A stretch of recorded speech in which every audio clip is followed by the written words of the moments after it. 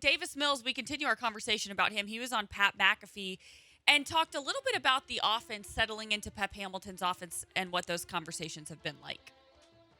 Oh, I mean, it's been great. I think Pep, I mean, when we're installing the stuff now, he's still pulling up that old indie film with Andrew at the helm. And Smart. I mean, it's exciting. A lot of success in his past, and I feel like he's going to put everyone in really good situations and really good spots for themselves to kind of execute at their highest level in that regard. And then, I mean, it shows a lot of confidence with him and Levy stepping up into the new roles. I think the team has a really good mindset and everyone's confident moving forward. I think we have a lot of really good pieces around the team that we know we're able to go out and perform. And I mean, we're excited and itching at the bit for that first week.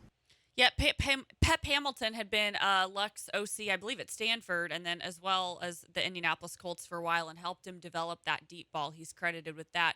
What did you think when you heard that he's watching some of that old film and trying to develop? There's a lot of Stanford connection there, by the way.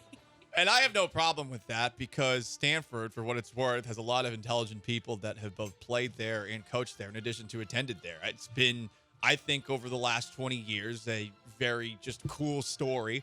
Obviously, starting with Jim Harbaugh, but continuing afterwards with David Shaw. I've always admired them from afar, even though, they don't exactly have the resources to compete with everybody. To go back and look at film of that, fantastic. And also, look, Pep Hamilton is probably the most important part of the Texans offense in 2022. Think about it from this perspective. Obviously, we're all looking to see what Davis Mills does this year, but Pep Hamilton is the one that has been given all of these pieces to work with. He's not named Tim Kelly, so we're all thrilled just about that by default. He has to now figure out a way to use all of the weapons that he has. And does he have that many? No. I heard the Killer Bees talking about it yesterday. They weren't thrilled with the wide receiver depth chart.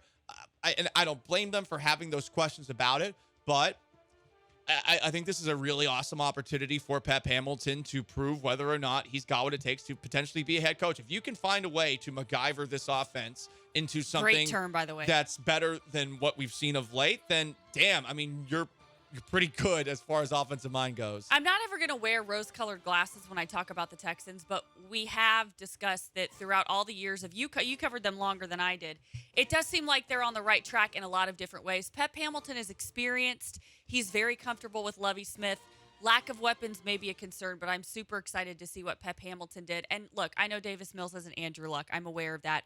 But if he can unlock some of those skill sets and help him with some of his Achilles heels, I think it'll be worth watching. Yeah, Hamilton is the guy that I feel like you should be most excited about this coming season. All the stuff that you're seeing about Davis Mills and everybody else in camp, and we talk about it off the air a lot, Vanessa. Everything needs to be taken with a grain of salt at this time of year. But Pep Hamilton's had a pretty impressive track record leading up to this point now where he finally gets to be in firm command of an offense. And if he can make this work, then, I mean, damn, he's probably going to be gone too, which kind of sucks if he has a good year.